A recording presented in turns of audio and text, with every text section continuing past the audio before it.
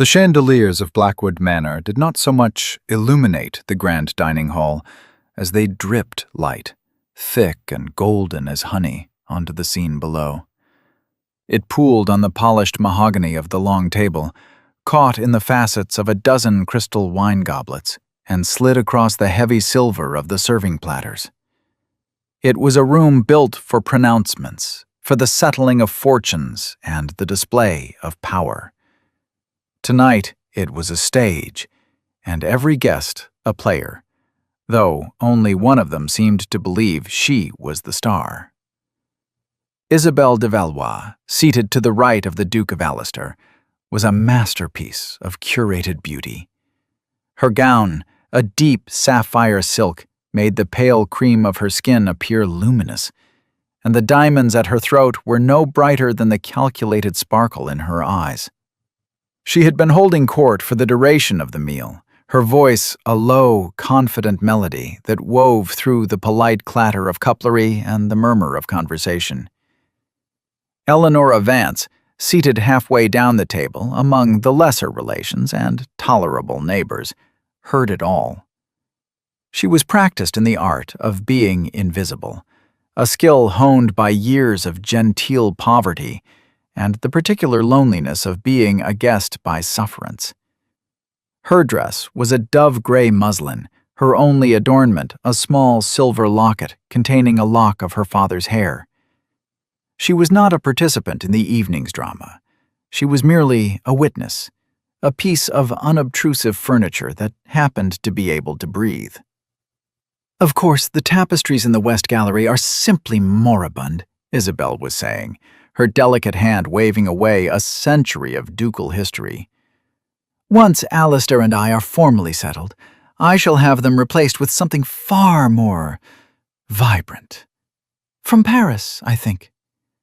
A ripple of carefully concealed interest went around the table. The phrase, "formally settled," was a stone tossed into the placid waters of aristocratic speculation. Lord Ashworth, a man whose primary occupation was the collection of gossip, leaned forward. "Formally settled, you say, Madame de Valois," he ventured, his eyes gleaming. "Should we be preparing our congratulations for His Grace?" The room fell into a sudden, expectant hush. The servants, gliding with their silver trays, seemed to hold their breath. All eyes turned first to Isabelle, who gave a small, triumphant smile, a silent confirmation. Then they shifted as one to the man at the head of the table. The Duke of Allister, Julian, had a face that seemed carved from the same stone as his ancient manor, all hard angles and shadowed planes. He had not smiled once all evening. His gaze, a cool, distant gray, had been fixed on some point beyond the damask walls. Now, feeling the weight of 20 pairs of eyes, he slowly lowered his wineglass to the table. The click of crystal on wood was the only sound. He did not look at Isabelle. He did not acknowledge her proprietary smile or the flush of victory on her cheeks. Instead, his gaze swept down the long table, passing over the hopeful, the curious, and the sycophantic, until it rested for a brief, unreadable moment on Eleanora. It was not a look of recognition. It was the indifferent glance one might give a book left open on a chair, a momentary disruption in the landscape of the room. And then it moved on. His voice, when he spoke, was not loud, but it cut through the silence with the precision of a shard of ice. "There will be no Duchess of Blackwood, Lord Ashworth," he said, his tone flat, devoid of any emotion. He addressed the man, but the statement was for the entire room. "The last one nearly brought this house to ruin. I do not intend to repeat the experiment." The devastation was immediate and catastrophic. It was a public execution delivered in a single, calm sentence. The color drained from Isabelle de Valois' face, leaving her painted lips a stark, clownish red against the sudden pallor of her skin. The triumphant sparkle in her eyes guttered and died, replaced by a flicker of pure, unadulterated fury, swiftly masked by a look of profound hurt. She had called herself the future Duchess. The Duke had corrected her. He had corrected her before everyone, not by denying their association, but by denying the very possibility of the position she craved. He had not just rejected her, he had rejected the institution itself, making her ambition seem not only presumptuous, but foolish. Eleonora felt a strange, cold pity for the woman. It was a brutal thing to witness. But underneath the pity was something else, a quiet, sinking dread. The Duke's pronouncement was not merely a rebuke to his mistress, it was a statement of policy. A policy built from a past wound, a policy that declared this house, this life, a fortress against the perceived liabilities of affection. And Eleonora, a resident of that fortress by the thinnest of threads, understood the implication with perfect clarity. She was tolerated for her father's sake, a lingering debt of friendship the new Duke felt obliged to honor. But in a house where even a potential Duchess was deemed a risk too great, what was a penniless botanist's daughter? She was not a risk. She was an irrelevance. And irrelevancies, she knew, were the first to be cleared away when a man like Alistair decided to put his house in order. She picked up her water goblet, her hand perfectly steady, and took a slow, deliberate sip. She did not cry when she heard him say it. She simply filed it away, another piece of data in the long, quiet calculus of her survival. The great clock in the hall struck 11, each chime a heavy stone dropped into the well of the night. Eleonora did not wait for the awkward, fractured dispersal of the guests. She had perfected the art of the unnoticed exit. A slight push of her chair, a soft rustle of muslin, and she was a ghost slipping through the door, her departure no more noted than the sigh of a draught under the frame. The tension in the dining hall was a physical thing, thick and suffocating, and she craved the clean, cold air of the library. Her footsteps made no sound on the runner in the long gallery. Portraits of past dukes and duchesses watched her pass, their painted eyes seeming to follow her with an air of somber judgment. The last one, a woman with a fragile smile and haunted eyes, was Julian's mother. The one before that, his brother's wife, the source of the ruin he spoke of, had been removed. A blank space of faded damask on the wall spoke more eloquently than any portrait could. This was a house that edited its history, that curated its memory. The library was her sanctuary. 2 stories of books, a universe of leather and paper and ink, smelling of beeswax and thyme. A fire slumbered in the grate, casting a warm, dancing light on the spines of 1,000 silent companions. She did not light a lamp. She moved through the familiar darkness to the alcove that housed her father's passion, the botanical collection. Here were the great folios, the detailed engravings of Linnaeus, the travelogues of explorers who had risked their lives for a single, undiscovered bloom. Her own work was on a small, tidy desk in the corner.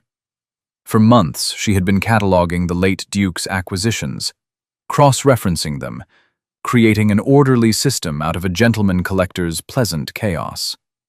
It was the official reason for her presence at Blackwood. It was a useful fiction. Her real work, her true purpose, lay beyond the stone walls of the manor, in the forgotten glass houses that sagged at the far end of the gardens. There, in the humid, earth-scented air, was the last living legacy of her father. A collection of rare orchids, entrusted to the old Duke, his friend and patron. After both their deaths, the collection had fallen into neglect. The fires that warmed the glass houses through the bitter winters were no longer consistently lit. The specialized compost her father had perfected was forgotten. When Eleonora had arrived, she found the precious plants languishing, their leaves yellowed, their roots clinging precariously to life. Saving them had become her quiet, consuming mission.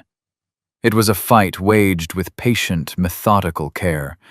It was a way to speak to her father across the veil of death, to prove herself worthy of the knowledge he had passed down to her. It was a purpose, sharp and clear, in a life that had become defined by ambiguity. Tonight, the Duke's words had stripped away the last of that ambiguity. I do not intend to repeat the experiment. He saw love, partnership, as a failed experiment. He saw women not as individuals, but as a category of risk. He saw Blackwood not as a home, but as a balance sheet, and his heart as an account to be kept firmly in the black. She ran a finger along the spine of a worn leather book, her father's own journal. His familiar script, full of notes and sketches, was a balm to her soul. He had believed in the generative, hopeful power of the world. He saw life and resilience in the smallest seed. His daughter, it seemed, was now living in the house of a man who saw only blight and decay. She would not allow herself the indulgence of despair. Despair was a luxury for women with fortunes and families to fall back on. For Eleonora, it was a weakness she could not afford.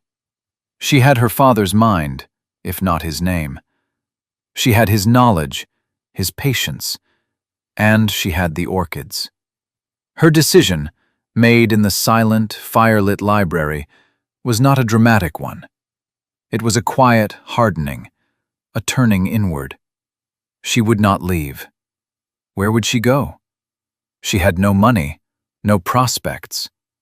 To leave would be to surrender the orchids to their slow death, to abandon the last tangible connection to her father. No, she would stay, but she would change the terms of her own existence. She would no longer be a guest by sufferance. She would become a resource. She would make herself not just useful, but indispensable. The Duke saw his estate as a set of problems. Very well, she would become a solution. She would pour all her energy, all her intellect, into the glasshouses, into the gardens. She would make them profitable. She would take her father's legacy and turn it into something even a man like the Duke of Allister could understand. An asset. She would build a parallel life of competence, a fortress of her own, not of stone and mortar, but of knowledge and skill. He could have his cold, empty dukedom. She would have her work. She would endure. And in her endurance, she would find a different kind of freedom. The freedom of a person who, having been deemed an irrelevance, was now free to pursue her own quiet, vital purpose, unseen and unhindered. She closed her father's journal, the soft thump of the cover a period at the end of a sentence. The reckoning was over. The work was about to begin. The months that followed fell into a rhythm dictated by the sun and the seasons, not the social calendar of the great house. Eleonora rose before the maids, her first thought for the delicate hygrometers in the glasshouses. She spent her days with her hands in the soil, her mind deep in the complex chemistry of plant life. The initial resentment from the head gardener, Mr. Croft, a man who had served the estate for 40 years and was suspicious of a woman's interference, slowly melted away. It did not melt in the face of her charm, for she used none. It yielded, grudgingly, to the undeniable evidence of her competence. She did not command, she demonstrated. She showed him how a subtle change in the compost mixture, based on a formula from her father's journals, could revive a struggling camellia. She identified the tiny pest that was plaguing the espaliered pears, a pest he had been fighting with the wrong remedy for 2 years, and prescribed a simple organic solution that worked within a fortnight. She spoke his language, the language of mulch and rootstock, of blight and bloom. One crisp autumn morning, Mrs. Gable, the housekeeper, found Eleonora in the still room, surrounded by bunches of drying herbs. Mrs. Gable was a woman as solid and dependable as Blackwood's foundations, her face a road map of quiet observations. "The lavender harvest is twice what it was last year, Miss Eleonora," she said, her tone neutral, but her eyes held a spark of approval. "The linen closets will smell of summer all winter long." "The soil was depleted," Eleonora replied, not looking up from her task of stripping rosemary leaves from their stems. "I added wood ash and bone meal. The plants simply had what they needed to thrive." It was a simple statement, but Mrs. Gable caught the undertone. "Many things around here could do with being given what they need to thrive," she said, a pointed look on her face. She had been a silent witness to the slow decay of the estate's spirit long before the finances began to falter. She had seen the new Duke's cold pragmatism as a necessary evil, but she worried it was choking the life from the place. In Eleonora, she saw a different kind of pragmatism, one that nurtured instead of audited. The first tangible proof of Eleonora's success came not in the form of praise, but in a small, neat column in the estate's quarterly ledger. The steward, a dour man named Jennings, had at first dismissed her requests for funds to repair the glasshouse heating system as a frivolity. Eleonora had not argued. Instead, she had propagated a series of winter-blooming jasmine and sold them, through a discreet contact of her father's, to a florist in London who supplied the great houses for their winter balls. The sum was not vast, but it was unexpected. It was income from a part of the estate that had been written off as a drain for a decade. When Jennings presented the accounts to the Duke, he pointed to the line item with a grudging respect. "From the glass houses, Your Grace. Miss Vance's work." Alistair had merely nodded, his face betraying nothing. But he had taken to walking the grounds in the late afternoon, his path invariably leading him past the gardens. He saw the newly weeded beds, the neatly pruned roses, the restored gleam of the glasshouse panes. He saw tenants tipping their hats to Eleonora as she passed, a gesture of genuine respect, not rote deference. He saw life returning to a corner of his world he had considered dead. One afternoon, he found her not in the glasshouse, but in the apple orchard, directing two young garden boys in the careful harvesting of the winter apples. She was wearing a sturdy apron over her gray dress, a smudge of dirt on her cheek. She was explaining the importance of twisting the apple, not pulling it, to avoid bruising. Her voice was calm, patient, the voice of a teacher. He stood for a long moment, unseen, watching her. This was not the pale, silent girl from the dinner table. This was a woman in her element, confident and capable. He had dismissed her as an obligation, a relic of his father's sentimentality. But sentimentality did not produce a profit. Sentimentality did not command the respect of men like Croft and Jennings. He was a man who dealt in facts, in evidence. And the evidence before him was intriguing. He stepped out from behind the ancient oak where he had been standing. "Miss Vance." She turned, her eyes showing no surprise, only a quiet watchfulness. The garden boys immediately stiffened, their hands frozen in the branches. "Your Grace?" she said, her voice even. She did not curtsy. She simply inclined her head, a gesture of respect that was not subservient. "The steward informs me the gardens are showing a profit," he stated, his tone that of a man conducting an audit. "They are beginning to pay for their own keep," she corrected gently. "Profit is a more ambitious word."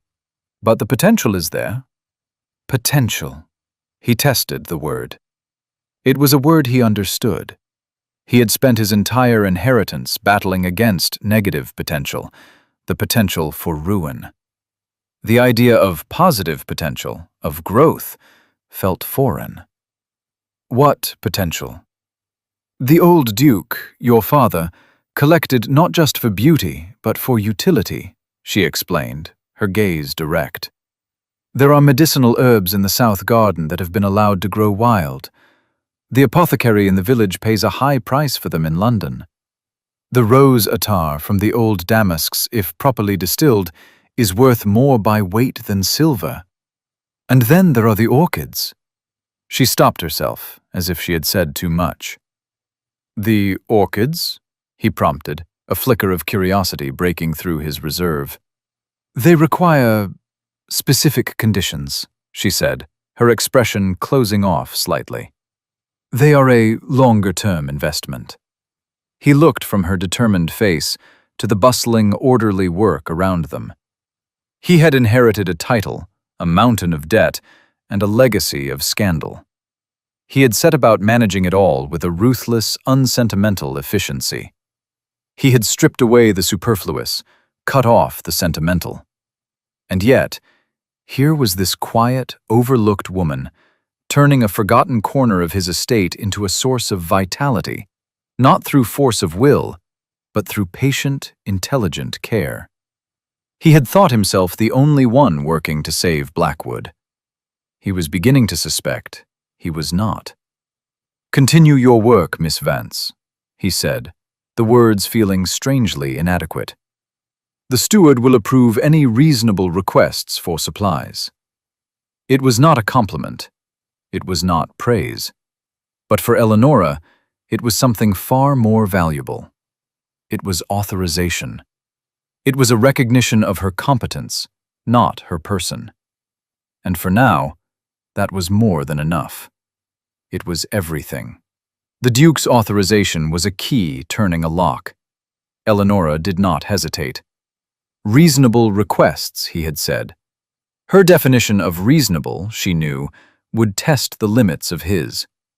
She presented Mr. Jennings with a list.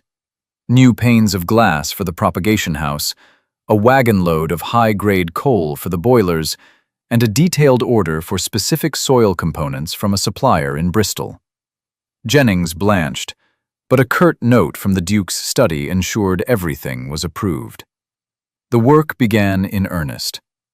Alistair found himself drawn to the library more frequently.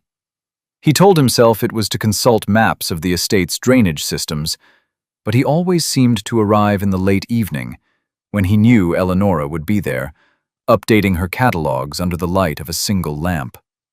Their conversations began as transactional. "Miss Vance, do you know if my father's library contains anything on crop rotation for clay-heavy soil?" She would rise without a word, move to a shadowy section of the shelves, and return with 3 books, laying them on the table before him. "The 3rd volume is the most practical, Your Grace. The first 2 are more theoretical." She would then return to her desk, the conversation concluded. But slowly, the transactions became discussions. He would ask a follow-up question. She would provide a precise, well-reasoned answer. He learned that she had read every book in the botanical collection, not just catalogued them. He discovered that her knowledge was not merely academic. It was a living, breathing thing, connected to the soil and the seasons. One evening, he found her with a large folio open, its pages filled with exquisite, hand-painted illustrations of orchids. One, in particular, was a phantom-like white flower of impossible delicacy. "My father discovered this one," she said, her voice soft with memory. "In the mountains of Borneo. He called it Phalaenopsis eleonorae, a private jest. It was believed to be uncultivatable in this climate." "Was believed?" Alistair picked up on the past tense. A faint, secretive smile touched her lips for the first time. "Its needs are particular. It requires a consistent humidity of 90% and a temperature that never varies by more than 2 degrees, day or night. He looked at her, truly looked at her, and saw not the mousy dependent, but the daughter of a renowned scientist. He saw the fierce intelligence in her eyes, the discipline in the set of her jaw.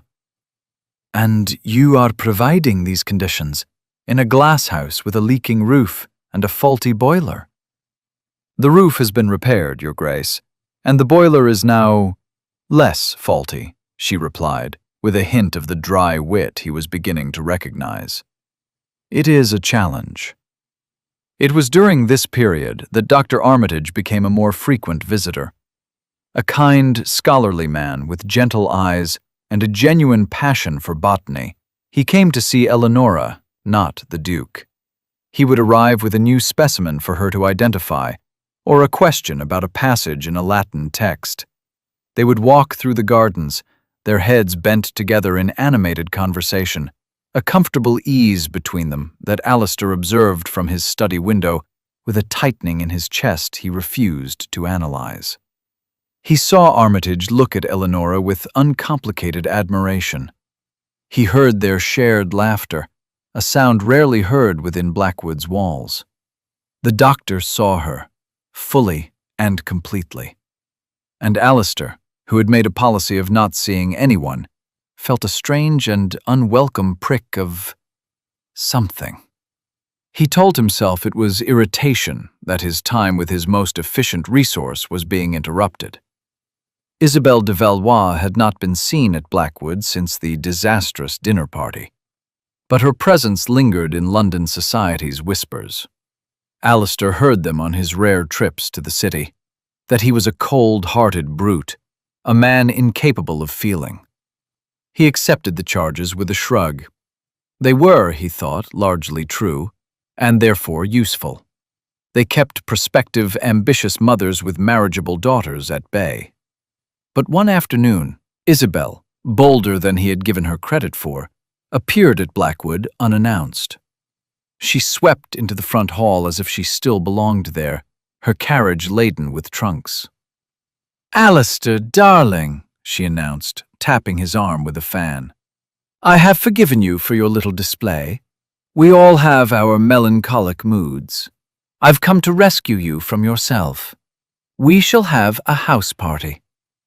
She found him in the study, deep in conversation with Eleonora. They were bent over a map of the estate, Eleonora's finger tracing the path of a stream. The scene was one of quiet, focused collaboration. It was domestic, in a way that Isabelle's theatrical pronouncements had never been. Isabelle froze in the doorway, her eyes taking in the scene. She saw the shared intensity, the comfortable proximity. Her gaze narrowed, dismissing the map, the ledgers, the evidence of work. She saw only a man and a woman, and her face hardened into a mask of contempt. "Well," she said, her voice dripping with venom, "I see the mice have been playing while the cat was away. Or perhaps the cat has developed a taste for mice." She looked Eleonora up and down, her lip curling at the simple gray dress, the ink stain on her finger. "Tell me, dear, do you also darn his stockings?" Eleonora straightened slowly, her face pale, but her expression composed. She did not look at Isabelle. She looked at Alistair. It was a look of quiet inquiry. She was his employee, in a sense. This was his house. It was his place to handle the intrusion. Alistair rose to his full height. The cold fury he directed at Isabelle was terrifying in its stillness.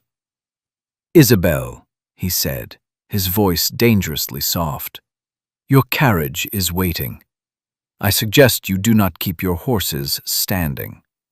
Her eyes widened. She had expected him to be amused, to placate her, to dismiss Eleonora as a trifle. She did not understand that she had made a fatal error. She had not insulted Eleonora's person. She had insulted her work. She had walked into the one place where Alistair was beginning to see a glimmer of hope for his broken estate, and treated it like a drawing-room comedy. "But the house party," she stammered. "There will be no house party," he said. "I am occupied. As you can see, I have work to do." He gestured, not at Eleonora, but at the map, at the ledgers on his desk. But the implication was clear. Eleonora was part of the work. Isabel was a distraction. Defeated, humiliated for a second and final time, Isabel turned and swept from the room. A moment later, the sound of a carriage departing at speed echoed from the gravel drive. In the ensuing silence, Eleonora began gathering her papers. Her hands trembled slightly, the only sign of the scene's effect on her. "Your Grace," she began, her voice low. "Perhaps it would be best if—" "The stream you were indicating," Alistair interrupted, his voice rough. He would not acknowledge the personal drama. He would retreat to the safety of facts and figures. "You believe it can be used to irrigate the North Pasture?" She looked at him. His face was a mask of cold control, but she saw something in his eyes, a flicker of turmoil, a hint of the man behind the Duke. He was offering her a return to their new normal, a shared world of practical problems. It was an apology of a kind. It was the only kind he knew how to give. She put her papers down. "Yes," she said, her voice steadying. "I believe it can, with a great deal of work." "Work," he repeated, the word a strange sort of anchor for them both. "Show me." They bent over the map again, their shoulders almost touching. Outside, the world of social intrigue and petty cruelties receded. Inside the study, there was only the land, the work, and a fragile, unacknowledged partnership beginning to take root in the barren soil of Blackwood Manor. The first sign of the true crisis came not with a dramatic pronouncement, but with a faint, rust-colored dust on the leaves of the barley in the tenant fields. It began in the West Pasture, the one closest to the marshlands. At first, the tenants dismissed it as a common mildew, a consequence of a damp early summer. But it spread with an unnatural speed, moving like a slow, inexorable tide across the fields. By the second week, entire stalks were withered and gray, the nascent grains turning to black powder in their husks. Panic, a more virulent blight than any that could afflict a plant, began to take root in the village. The barley was not merely a crop. It was the tenants' livelihood, their food for the winter, and the source of the rent that kept the entire estate solvent. Mr. Jennings, the steward, was besieged by worried farmers. His own face grew longer and more grim with each passing day. Alistair summoned agricultural experts from London. They arrived in smart carriages, armed with microscopes and theories. They spoke of airborne fungi, of soil depletion, of weather patterns. They offered expensive, complicated remedies involving chemicals that had to be shipped from the continent, with no guarantee of success. The Duke spent a small fortune on their advice, and the blight continued its relentless march. Isabelle de Valois' parting shot had been more prescient than she knew. In a letter to a mutual acquaintance, which was gleefully shared with half of London, and eventually found its way back to Alistair, she wrote, "He is so consumed with his dirt and his ledgers, he will likely lose the whole estate for the sake of a pretty weed. A pity." The pretty weed was, Alistair knew, a contemptuous reference to Eleonora. The sentiment stung, not because it came from Isabel, but because it echoed a growing fear in his own heart. Was he losing sight of the larger picture? Was his focus on the minutiae of the gardens causing him to miss the catastrophe unfolding in his fields? Desperation began to fray the edges of his famous control. One evening, after a grim tour of the blighted fields, he found himself in the library, a bottle of brandy at his elbow. He was staring at the accounts, at the chasm that was about to open up beneath them, when Eleonora entered. She did not speak, but placed a single, withered stalk of barley on the polished desk beside his glass. She had been in the fields herself, he realized, not as a lady making a charitable visit, but as a scientist gathering a specimen. "This is not a common mildew," she said, her voice quiet but firm. "I have seen it before, in my father's books. It is Puccinia hordae, a stem rust. The London experts are wrong. Their chemical treatments will only poison the soil for next year's planting." Alistair looked from the dead plant to her intense, serious face. A wave of irrational anger surged through him. "And what would you know of it? You are a botanist of orchids and decorative flowers. This is agriculture. This is finance. This is my entire world crumbling to dust." He regretted the words as soon as they were out. The cruelty was born of fear, and it was aimed at the one person who had shown nothing but quiet competence. Eleonora did not flinch. Her gaze remained steady. "My father did not only study beautiful things, Your Grace. He studied resilient things. He studied what kills them and what allows them to survive. He documented a similar outbreak in Prussia in 1819. The cure is not chemical. It is mechanical and biological." "And what is this miracle cure?" he asked, his voice laced with a sarcasm he could not contain. "Fire," she said simply. "You must burn the affected fields, all of them, before the spores can spread further on the wind. It must be done now, before the next rain. And then you must introduce a competitor. The fields must be sown with winter rye. Its root system is aggressive. It will choke out any dormant spores and replenish the nitrogen in the soil. You will lose this year's barley harvest completely, but you will save the soil. You will save next year's harvest, and the year after that." He stared at her. What she was proposing was radical. To burn his own fields? To deliberately destroy what little remained of the crop? It went against every instinct. It sounded like madness. And then, Isabel's other, more foolish proposal came to mind. During one of their last arguments, she had suggested he sell off the water meadows, the very land his grandfather had drained at great expense, to a neighboring lord who coveted them. "It would cover your losses for the season," she had said with a dismissive wave of her hand. Selling the land would have been a quick, easy solution. It would also have been a betrayal of his family's legacy, and a death knell for the tenants who relied on the meadows for grazing. It was the solution of someone who saw land as a commodity, not a heritage. Eleonora's solution was the opposite. It was hard. It was costly in the short term. It required sacrifice and trust in the slow, patient processes of nature. It was a solution that looked not to the next season, but to the next decade. It was the solution of someone who understood the land as a living, breathing entity.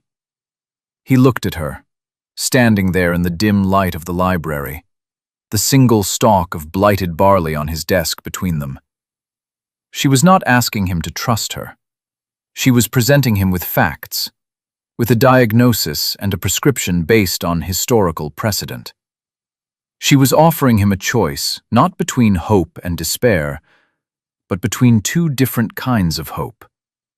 The false, easy hope of a quick fix, and the hard, earned hope of a difficult recovery. He stood up, the decision crystallizing in his mind. He walked to the bell pull.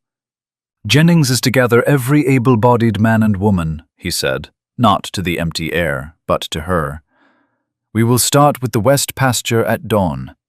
I will need you to show me exactly where the fire breaks must be cut." He had placed his trust in London experts, and they had failed.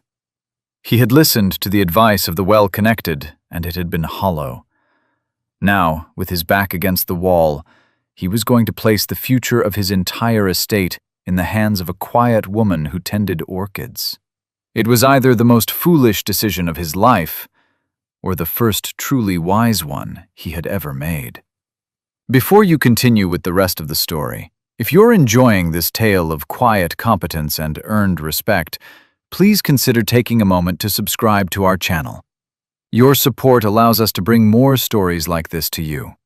Now, back to Blackwood Manor and the dawn that would change everything. The dawn broke gray and cold, the sky the color of old pewter.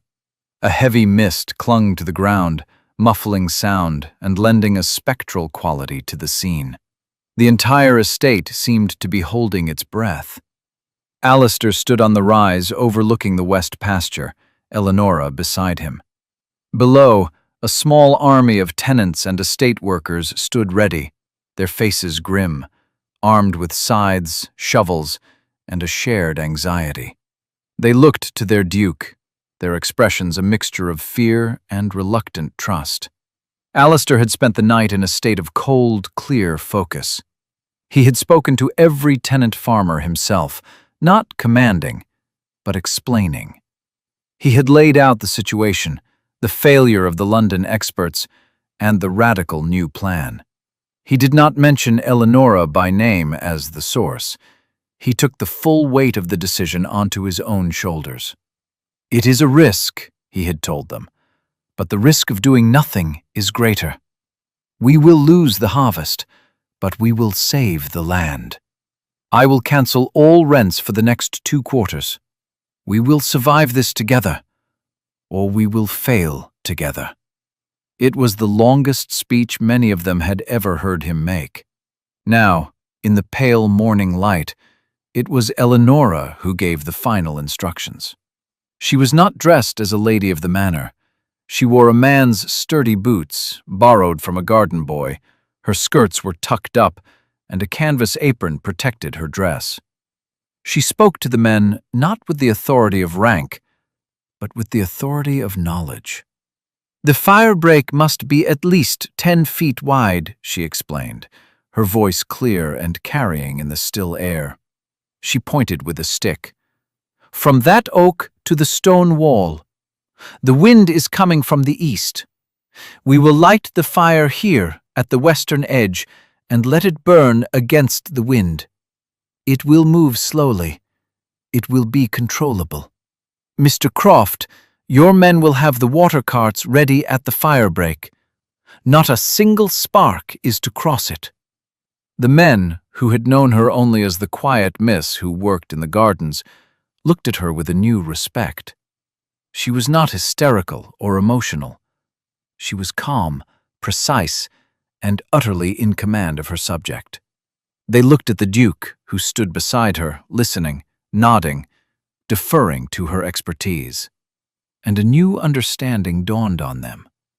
This was not the Duke's folly. This was a calculated plan. Alistair himself took up a torch. He looked at Eleonora. Her face was pale in the growing light, her expression one of intense concentration.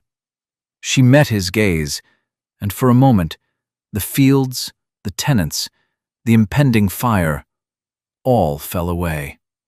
There was only the silent acknowledgement of the enormous trust he had placed in her. She gave a small, sharp nod. It was time. He strode to the edge of the blighted field and plunged the torch into the dry, withered stalks. For a heart-stopping moment, nothing happened. Then, a small tongue of flame licked upwards, hesitated, and then caught. A low whoosh rippled through the field as the fire began its slow, hungry work.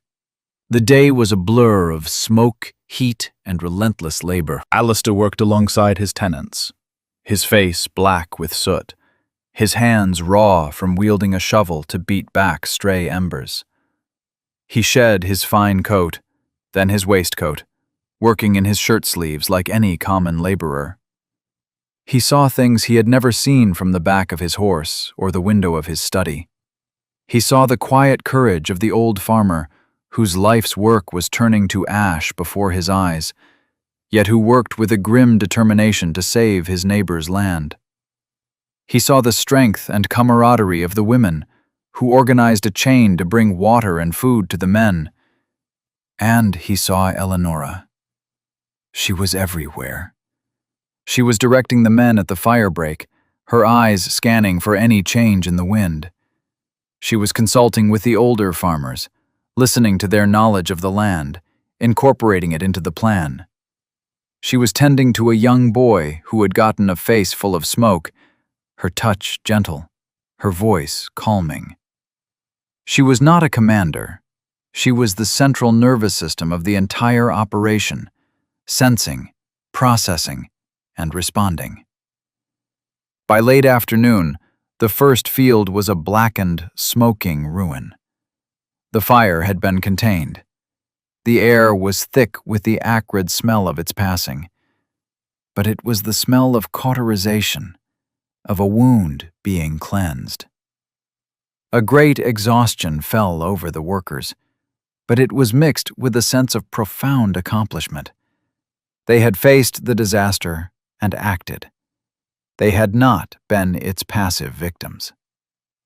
Alistair found Eleonora by the water carts, her face smudged with soot, her hair escaping its pins. She was staring at the black field, her expression unreadable. "It is done," he said, his voice hoarse. "It is begun," she corrected softly. "The fire was the easy part. Now comes the reseeding, the waiting, the hope." He looked at the blackened earth, then at her. In the past 24 hours, he had learned more about leadership than he had in the 2 years since inheriting his title. He had learned that it was not about giving orders from a position of authority. It was about earning trust, about sharing risk, about recognizing true expertise, no matter its source.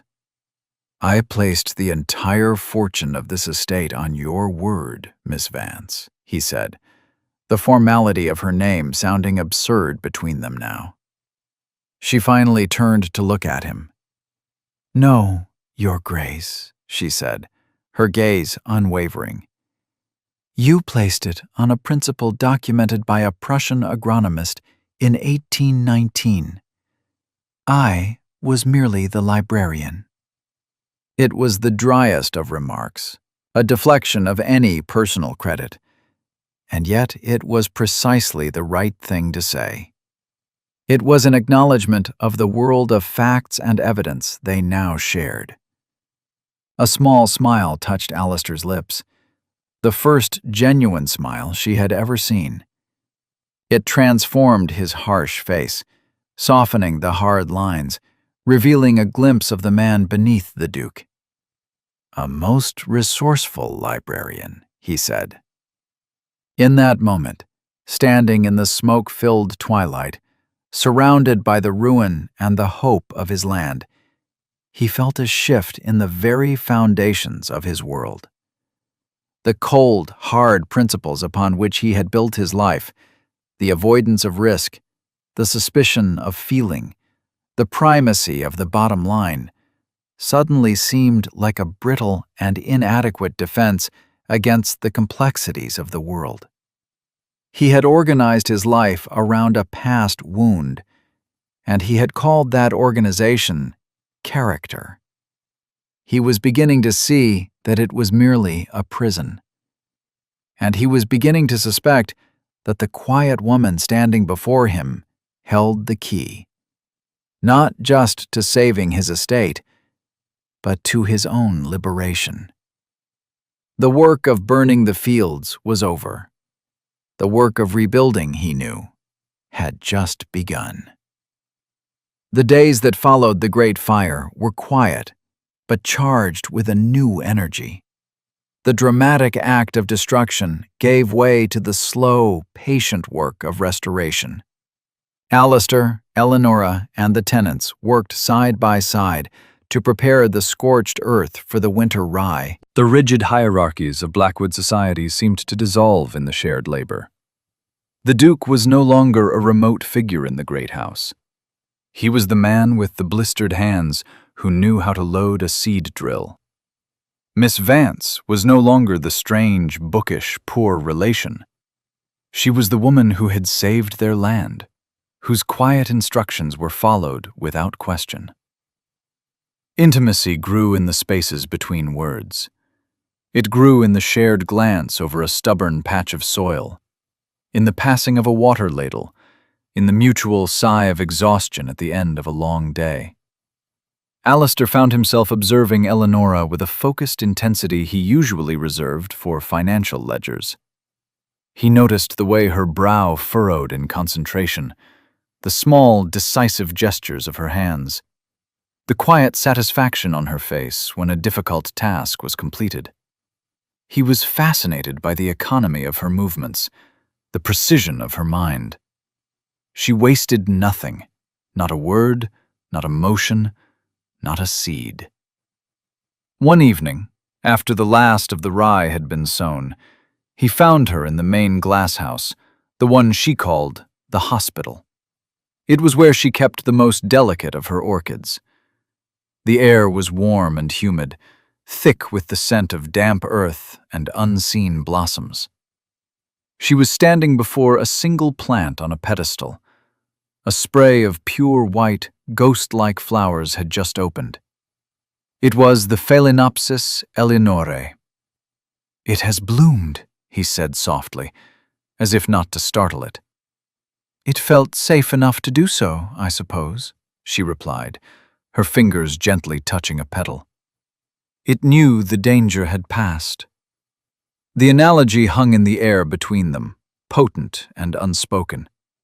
The estate, the orchid, perhaps even themselves. "Eleonora," he began, the use of her first name feeling both strange and perfectly natural. He had rehearsed a speech in his mind, a formal apology for his earlier blindness, a declaration of his newfound respect. But looking at her now, in the quiet sanctuary she had created, the words felt hollow and inadequate. "I was wrong," he said instead, the simple words costing him more than any grand pronouncement. "About everything." She turned from the orchid to face him. The lamplight caught the weariness in her face, but also a deep, abiding strength. "You were grieving, Your Grace. And you were afraid. You built walls to protect yourself and this place. It is an understandable impulse." "It was a coward's impulse," he countered, his voice raw with a self-assessment he had never before allowed. "I organized my life around a ghost, the ghost of my brother's folly, the ghost of his wife's betrayal. I called it principle, but it was just fear. I looked at you, and I did not see you. I saw a category of risk. I saw another potential liability to be managed." The confession lay bare between them, stripped of all ducal pride. He was not asking for forgiveness. He was simply stating the truth as he now understood it. A truth she had forced him to see, not with words, but with her unwavering competence and dignity. "And what do you see now?" she asked, her voice barely a whisper. He took a step closer. The air was thick with the things they had never said. "I see a woman who saved this estate when I, with all my resources and all my power, was failing. I see a mind sharper than any I have ever encountered. I see a quiet strength that has humbled me. I see Eleonora." He reached out, not to touch her, but to touch the flower. His finger traced the edge of a petal, almost, but not quite, brushing hers. "Your father named this for you. He saw it. He knew. It took me so much longer." Tears she had refused to shed in humiliation or loneliness now pricked at the back of her eyes. They were tears of recognition, of being seen so completely that it was almost painful. "My father believed that the most beautiful things were often the most resilient," she said, her voice thick with emotion. "They don't shout for attention. They simply endure and wait for the right conditions to bloom." "And I have provided you with nothing but the harshest of winters," he said, his voice full of regret. "A harsh winter can strengthen the roots," she replied, a faint smile touching her lips. "If the plant is strong enough." The silence that followed was not empty. It was filled with the culmination of everything that had passed between them: the public humiliation, the quiet work, the shared crisis, the earned respect. He had seen her as an irrelevance, then as a resource, then as a partner. And now? Now he saw her as the missing piece of his own fractured soul. He finally looked away from the orchid and met her eyes. His own were filled with a vulnerability she had never seen before. "I have spent my life trying to restore Blackwood's finances," he said. "You have spent your time here restoring its soul. I am beginning to think one is impossible without the other. I do not know how to do this alone anymore, and I no longer wish to." It was not a proposal of marriage. It was something far more profound. It was a proposal of partnership. He was not offering her a title or a position. He was offering her a place at the center of his world, not as a duchess, but as herself. He was asking her to share the burden and the triumph, the work and the reward. Eleonora looked at this man, this cold, wounded duke who had been transformed by fire and earth and humility. She saw the future of Blackwood, not as a place of wealth and status, but as a living, breathing project, a testament to resilience. And she saw her own future, not as a guest or a dependent, but as a vital part of that project. "The work is not yet finished, Your Grace," she said, her voice steady and clear. A slow smile spread across his face, a smile of pure, unadulterated relief. "No," he agreed, "it is not. But I believe we have finally found the right way to begin." He did not kiss her. The intimacy between them was not yet one of touch. It was one of shared understanding, a meeting of minds forged in crisis and solidified in confession. But as he stood beside her in the warm, humid air of the glasshouse, the scent of the newly bloomed orchid filling the space between them, they were closer than any physical embrace could have made them. The winter was over. It was time for spring. The rebuilding of Blackwood did not happen overnight. It was a slow, deliberate process, much like the germination of a difficult seed. Alistair did not make a grand announcement of his intentions toward Eleonora. Instead, he simply changed the way the estate was run. He dissolved the formal barrier between the Duke's study and the head gardener's office. Maps and ledgers were spread out on the long library table, and meetings that had once been formal audiences became collaborative discussions. Eleonora's title never officially changed, but her role became undeniable. She was the head of the gardens, and, increasingly, the co-manager of the entire estate. Her first act was to turn the profits from her London flower sales not into luxuries for the great house, but into repairing the tenant cottages, starting with the oldest and most dilapidated. Alistair, who would have once seen this as an expense, now saw it as an investment in the people who made the land productive. He saw it through her eyes. Their partnership was a source of quiet astonishment to the staff and tenants. They saw the Duke, a man they had feared for his coldness, listening with rapt attention as Miss Vance explained the subtle art of grafting apple trees. They saw Miss Vance, the quiet woman they had pitied, correcting the Duke's calculations on crop yields with a gentle but irrefutable logic. They were two halves of a single, functioning whole. Dr. Armitage continued his visits, but the dynamic had shifted. He saw the new light in Eleonora's eyes, the easy, unspoken communication between her and the Duke. He was a good man, and a wise one. He saw that the rare plant he had hoped to cultivate for himself had taken root in its native soil. He offered his sincere congratulations, not on any formal betrothal, but on the revitalization of the gardens, and then his visits became less frequent. He remained a friend, but he was no longer a suitor. The true signal of the emotional resolution came not with a ring, but with a key. One morning, Alistair found Eleonora in the library. He placed a large, ornate iron key on the desk before her. It was old and heavy. "I had the lock repaired," he said. She recognized it instantly. It was the key to the music room. The room had been locked since the death of his brother. It was the room where his brother's wife, the disgraced former Duchess, had held her flirtations, the room that had become synonymous with the betrayal that had scarred him so deeply. "It has been silent for too long," he said. "A house needs music.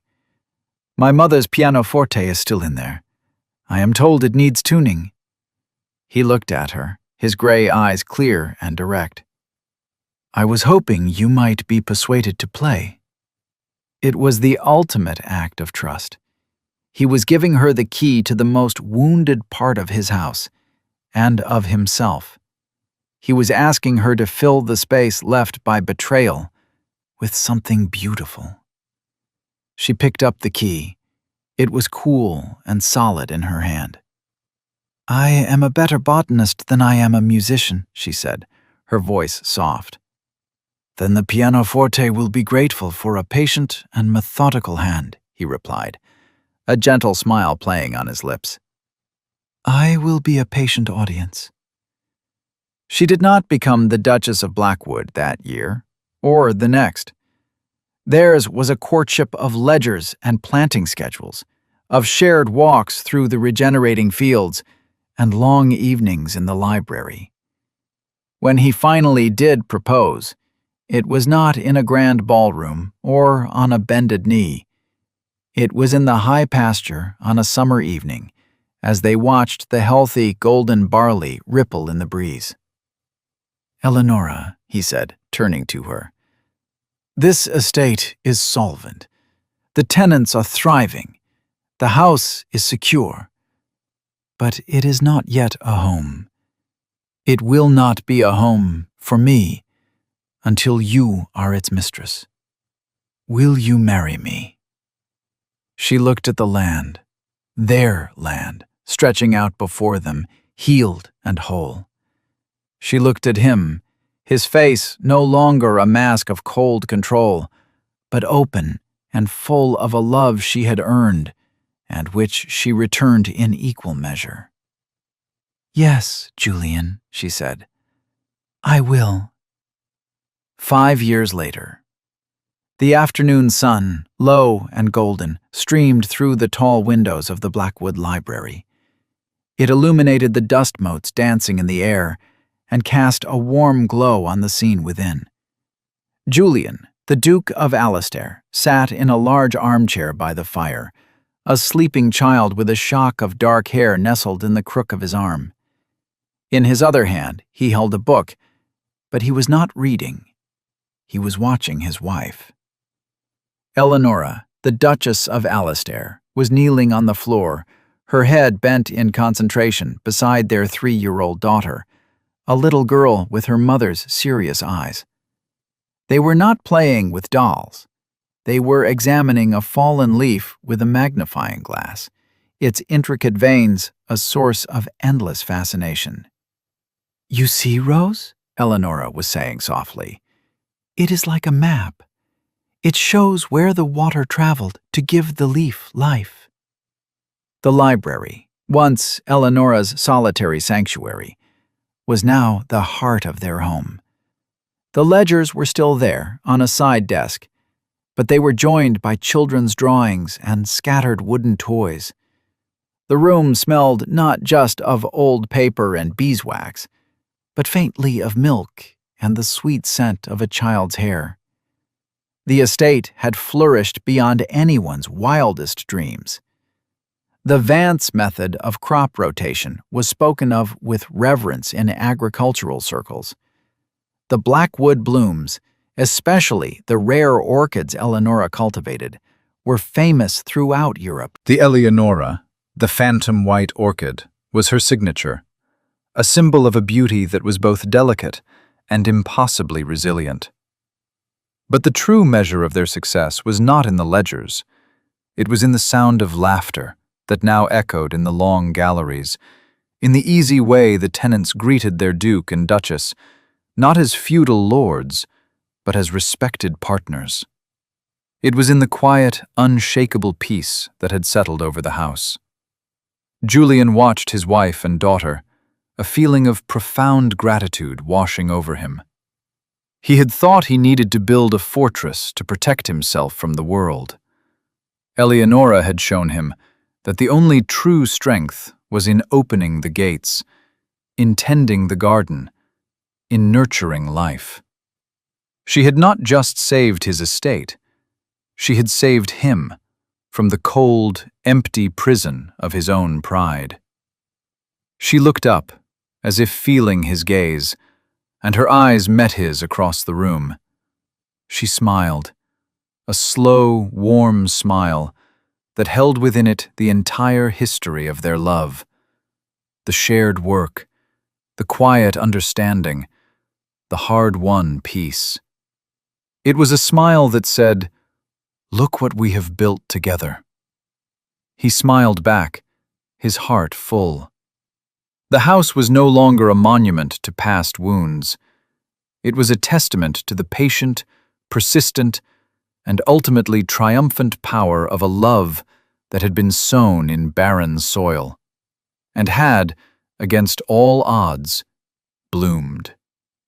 The future of Blackwood was secure, not because of its title or its wealth, but because it was, at last, a home.